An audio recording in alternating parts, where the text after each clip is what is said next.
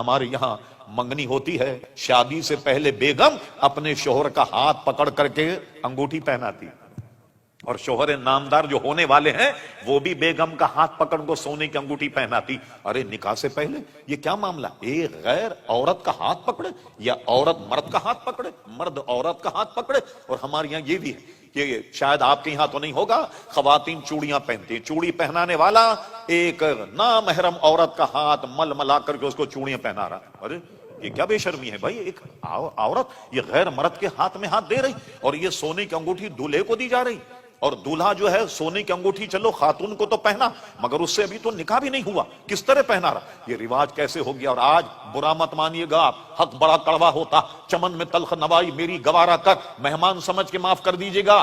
آج تو ہمارے نوجوان ہار ڈالنے لگ گئے گلے میں، سونے کی زنجیر ڈالے ہوئے ہیں۔ اللہ اکبر، دیکھا یہاں چین پڑی ہوئی، یہاں چین پڑی ہوئی، اللہ، اسی لیے تو بے چینی، سب حرام ہے۔ یہ تو سونا استعمال مرد کے لیے تو جائز ہی نہیں کہ گلے میں سونا، اور جناب یہاں سونا، اور انگوٹھی بھی سونے کی، اور جناب ایک ایکسٹرا، جناب گھڑی تو گھڑی ایک ایکسٹرا، اور جناب ایک کڑا اور جناب زنجیر ڈال لی جاتی، یہ ساری چیزیں تو حرام۔ ایک صحابی اٹھ کر کے کہتا، یا امیر المومنین، آپ کو حضور کی حدیث یاد نہیں رہی کہ حضور نے فرمایا کہ میری امت پر سونا اور ریشم حرام، اور آپ نے سونا جو ہے وہ سراقہ کو پہنا دیا؟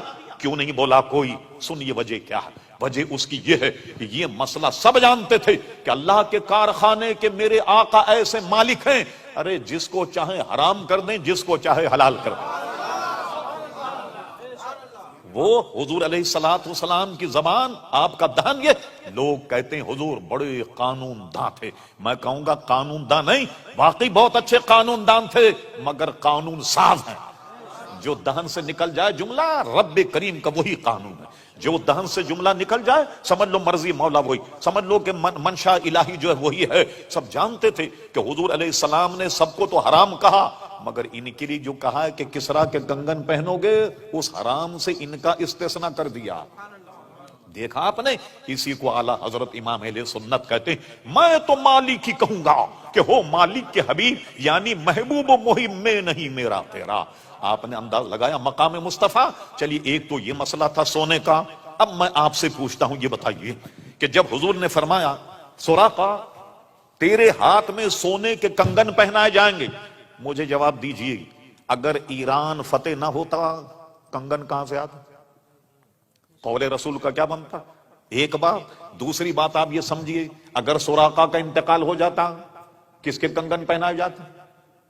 ذرا غور کیجیے، ہاں کس کے کنگن پہنائے جاتے؟ اللہ اللہ، معلوم ہوا کہ حضور نے یہ بھی ضمانت دے دی کہ کسرا فتح ہوگا، اور سراقہ کو کہا تیری موت نہیں آئے گی جب تک کہ تجھے کنگن نہ پہنا دیے جائیں۔ کہیں ایسا نہ ہو کہ تیرا انتقال ہو جائے تو لوگ کہیں گے حضور تو کہہ گئے تھے کہ تیرے ہاتھ میں سونے کے کنگن، اور تیرا انتقال ہو گیا، کسے کنگن پہنائے جائیں؟ قول رسول کی تکذیب ہو جاتی، مگر اللہ اللہ، رب کریم اپنے محبوب کی ہر بات کی لاج رکھتا۔ جب تک کسرا کا فتح نہیں ہوا، حضرت سراقہ اس وقت تک زندہ تھے، تاکہ وہ زندہ رہیں، اور ان کو زندگی کی ضمانت دے دی کہ جب تک کسرا کے کنگن نہیں پہنائے جائیں گے تیرا انتقال نہیں ہوگا۔ اور دوسرا یہ کہ کسرا فتح ہوگا، فتح نہ ہوتا تو پھر کیا ہوتا؟ یہ ہے وہ قول رسول کے جناب حکم نافذ ہے تیرا، خامہ تیرا سیف تیری دم میں جو چاہے کرے دور ہے شاہ تیرا۔ اس قسم کی میں کئی حدیثیں بیان کر دوں آپ کے سامنے، ایک حدیث بیان کرے۔ اب ہم آتے ہیں ذرا دیگر بزرگان دین کے واقعات۔ حج کا حکم آیا، لیکن میں بڑا اختصار کر رہا ہوں۔ حج کا حکم آتے فرمایا تم پر حج فرض کر دیا گیا۔ کسی نے یہ سوال کر لیا، لوگ عموماً فالتو سوال نہیں کیا کرتے، حضور سے نہ جانے دہن سے کیا نکل جائے۔ کہا حضور کیا ہر سال کرنا پڑے گا؟ آپ نے سکوت فرمایا، تھوڑی دیر کے بعد فرمایا سنو، جب تم نے مجھ سے سوال کیا ہر سال، اگر میں ہاں کہہ دیتا ہر سال تمہیں حج کرنا پڑ جاتا، اگر میرے دہن سے نکل جاتا کہ ہاں ہر سال تمہیں حج کرنا پڑتا۔ اب سنو، زندگی میں ایک مرتبہ حج فرض ہے، ایک مرتبہ حج کرنا ہوگا۔ اور اللہ اکبر، تو آپ نے دیکھا قول رسول صلی اللہ علیہ وسلم کی اہمیت۔ اب آئیے ذرا سا یہ آپ نے سمجھ لو، اب آئیے صحیح ستہ میں حدیث فرما بعض خاصان خدا ایسے ان کے کپڑے وغیرہ بہت میلے کچیلے ہوتے ہیں، تم اپنے قریب نہیں ان کو پھٹکنے دو، مگر اللہ تعالیٰ کے ہاں ان کا مقام یہ ہے کہ کسی بات پر قسم کھا بیٹھیں، قسم خدا کی ایسا ہوگا اللہ تعالیٰ ان کے قول کو پورا کرتا. کسی مسئلے میں قسم کھا لیں کہ قسم خدا کہ ایسا ہوگا، اللہ تعالیٰ ان کے قول کی لاج رکھتا اور ان کی قسموں کی لاج رکھ کے واقعے کو ویسا بنا دیتا کہ جیسا کہ اس نے قسم کھائی. یہ حضور کے صدقے میں عزیزان گرامی، اولیاء کرام علیہم الرضوان کا بھی عزیزان گرامی یہ مقام.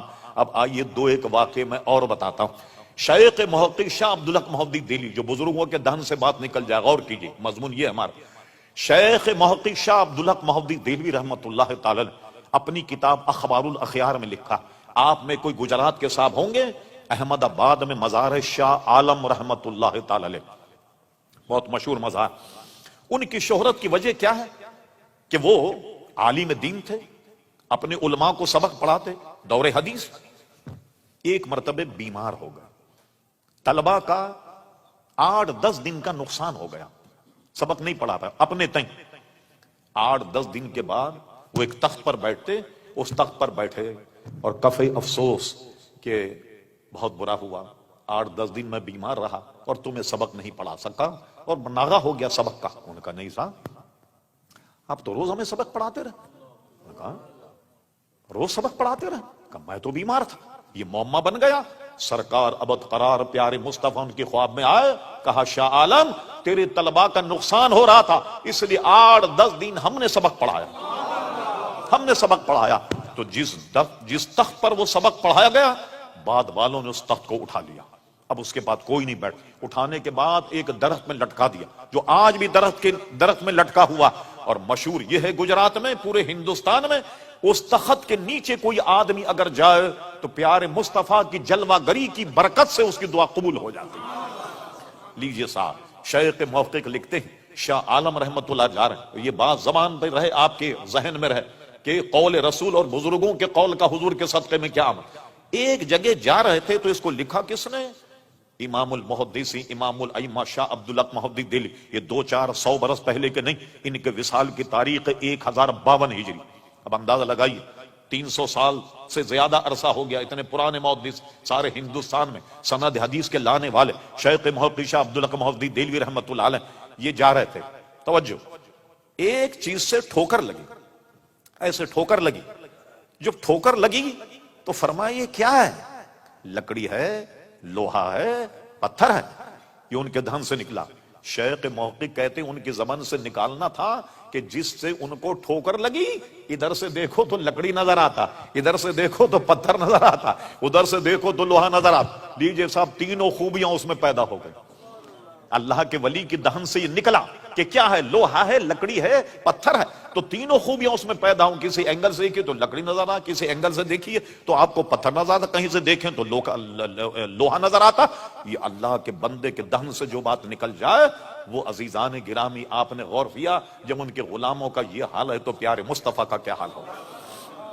آئیے، بمبئی میں ایک مزار، پتہ نہیں ہمارے ہندوستانی بھائی وہاں گئے یا نہیں، ان کا نام ہے حضرت عبداللہ رحمت اللہ تعالی علیہ. ان کا مزار بمبئی میں ہے. الحمدللہ بمبئی میں میں نے ان کے مزار پر حاضری دی. وہ بزرگ ہیں کہ بریلی شریف سے اعلی حضرت ان سے ملنے کے لیے آئے تو میزبانی کے طور پر انہوں نے کہا مولانا بڑی دور سے آئیں گے، کیا پیئیں گے؟ کافی پیئیں گے، سوڈا پیئیں گے، چائے پیئیں گے؟ اعلیٰ حضرت نے کہا حضور یہ تینوں باتیں آپ کے دہن سے نکلی تو تینوں ہی پلا دیں. جب آپ کے منہ سے نکلی ہے تو تینوں پلا دیں. اچھا، وہ بھی ایسے انٹرنیشنل بزرگ تھے، انہوں نے کیا کیا؟ کافی بنائی، چائے بنائی، سوڈا، تینوں کو ملا کر کے کپ میں دیا.